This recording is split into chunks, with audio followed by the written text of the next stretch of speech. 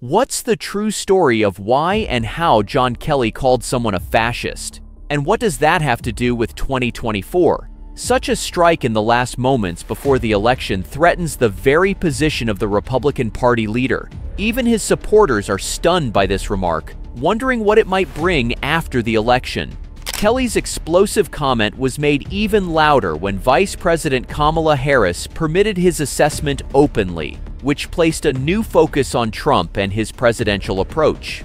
As the fighting continues, everything from democracy to loyalty to power at play seems more on the line in this election showdown. After a few days of relative quiet, President Trump can now boast coverage once again, especially after his former chief of staff, John Kelly, referred to Trump as a fascist. This situation worsened when Vice President Kamala Harris rebounded Kelly's sentiments publicly. This is a window into who Donald Trump really is. As Trump prepared for the 2024 presidential campaign, he immediately fired back and began to tweet against both Kelly and Harris, calling the former a degenerate and later accusing him of Trump derangement syndrome. He did not let Harris off the hook, labeling her endorsement as dangerous rhetoric, before furthering the position via his Truth Social. When asked about his political leaning in an interview in 2018, Kelly claimed that he agreed with some of the things he thought Trump did, namely mimicking an authoritarian dictator, that he admired dictators who do not contemplate on elections. An authoritarian admires people who are dictators. In an effort to make Trump accept what his generals proposed, Kelly said that Trump once wished he had military generals similar to those of Hitler in World War II. Kelly told the New York Times that the former president made admiring comments about Adolf Hitler. NBC's Bree Jackson has more. Because they were punished when they disagreed with him. Specifically, Kelly claimed these were the words that convinced him that Trump meets the general definition of a fascist.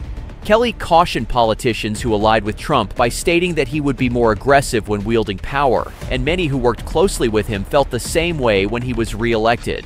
Trump immediately dismissed the word that Kelly gave him, referring to him as a tough and dumb man to what he referred to as fake news. In an appearance more friendly than combative, Kamala Harris built on what Kelly said about Kelly's comment as a 911 call of America. She questioned Trump and his actions, intentions, and effects on the American democratic system. Her affirmation of what Kelly said was welcomed by her team while provoking the dilemma of Trump seeking even more enormous power if elected again. In an October CNN town hall, the same concern boomed. She argued that Trump craves power and his hunger may potentially be dangerous for democracies. Do you think Donald Trump is a fascist? And I also believe that the people who know him best on this subject should be trusted. What followed was Trump's aggressive response to Harris, endorsing what Kelly said. He said that Harris likened him to Adolf Hitler in a tweet that had millions of viewers on X, which used to be known as Twitter. Stephen Chung, Trump's campaign communications director, also spoke ill of Harris's words and suggested that they could precipitate violence, and further pointed out that they were reckless and deadly, and as a result, it became a campaign issue in which both sides have firmly taken their stand. Elizabeth Newman, a former deputy chief of staff at the Department of Homeland Security, aligned with some of Kelly's observations. Concisely, she suggested that Trump was authoritarian and disregarded the Constitution, boosting Kelly's upcoming warnings. Kelly also noted that Trump acted with nationalism as fundamental to his presidency as Neumann did.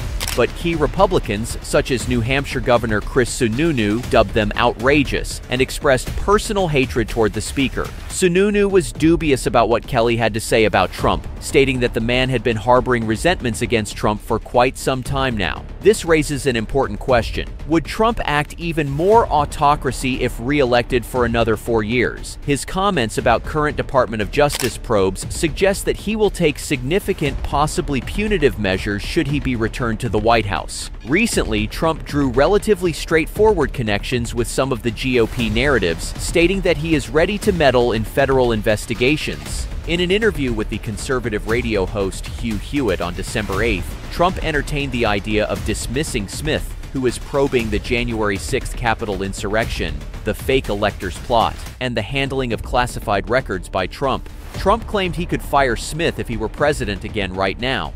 He said he would do it within the first 2 seconds of getting into the White House as evidence of his unwillingness to allow and contribute to the unfavorable investigations. Of course, such comments create the image of a leader who is ready, willing, and able to ignore legalities, a feature viewed by some critics of the rule of law.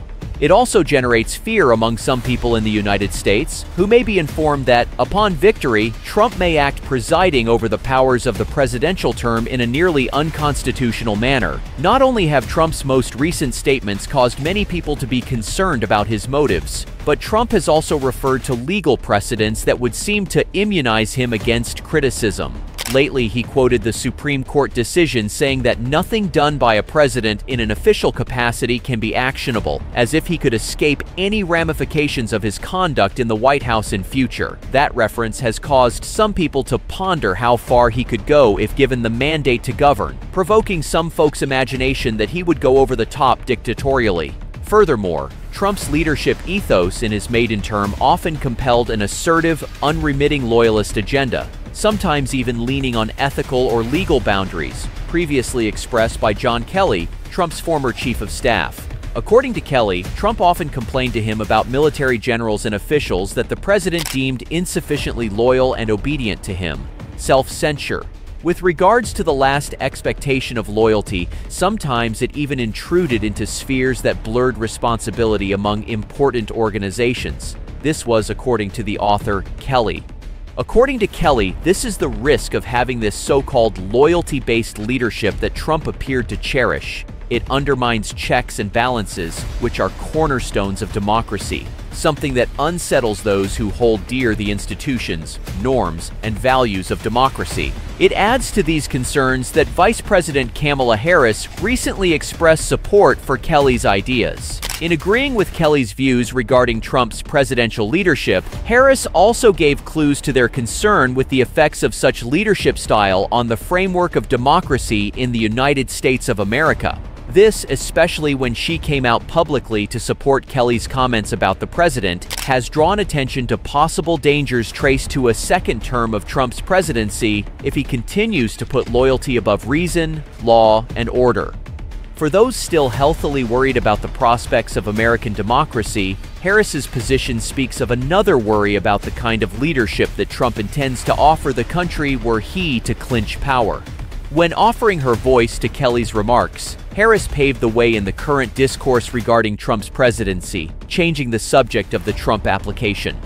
In siding with Kelly's criticism, Harris reinforced the Democratic Party narrative to voters that Trump is dangerous to democracy in the United States. Democratic strategists are convinced that if voters are reminded of Trump's authoritarian personality, they will bring together an anti-Trump majority. Those who support Trump believe that his authoritarian nature can only benefit America. They see his obnoxiously anti-establishment tone as a sign of his desire to assert himself against the nation's unyielding bureaucracies. What is more, to Trump fans, the accusations of authoritarianism are just the words of the Democrats, who don't like the president.